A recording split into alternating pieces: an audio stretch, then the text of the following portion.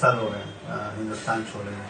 25 سال پہلے چونکہ میں اردو میڈیم اسکول سے پڑھا ہوں, جیسے بنگال میں میڈیم اسکول ہوتے ہیں, ہندی میڈیم, بنگلہ میڈیم, تو اردو میڈیم اسکول سے پڑھنے سے ایک جو ہمیں ایڈوانٹیج یہ ملا کہ اردو زبان ہمیں جو ہے مطلب آسانی سے سیکھ لینا ہے.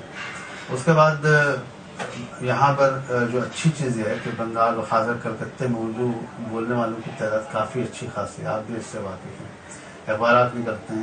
اور خاص کر میں سمجھتا ہوں کہ پچھلے کچھ سالوں میں ریاستی حکومت نے اس پر خاص کر جو ہے نا, دیکھیں فنڈنگ جو ہے نا ہر چیز کی جڑ ہے.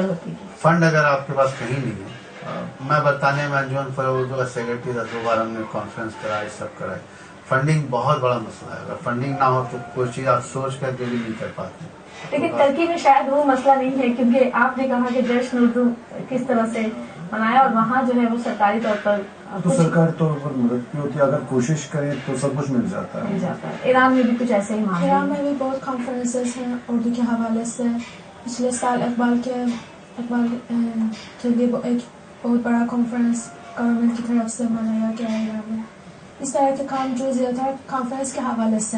دوسری بات یہ کہ ایران میں میڈیا میں بھی اردو کے میں کافی کام ہو رہے ہیں. ایران میں ٹی وی چینل ہے جو 24 آورس کے لیے اردو پروگرام دکھاتا ہے, اردو ریڈیو ہے.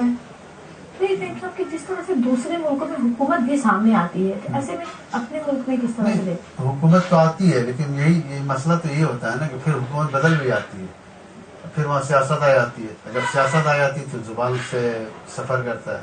تو ہمارے کلکتے میں یا ہندوستان میں یہی مسئلہ ہے. ہندوستان میں سب سے بڑا مسئلہ یہ ہے کہ پاکستان کی قومی زبان اردو ہے, اس سے آپ انکار نہیں کر سکتے. تو وہ کہتے ہیں کہ وہی پاکستان کی زبان ہے. مجھے اس سے کوئی بحث نہیں ہے,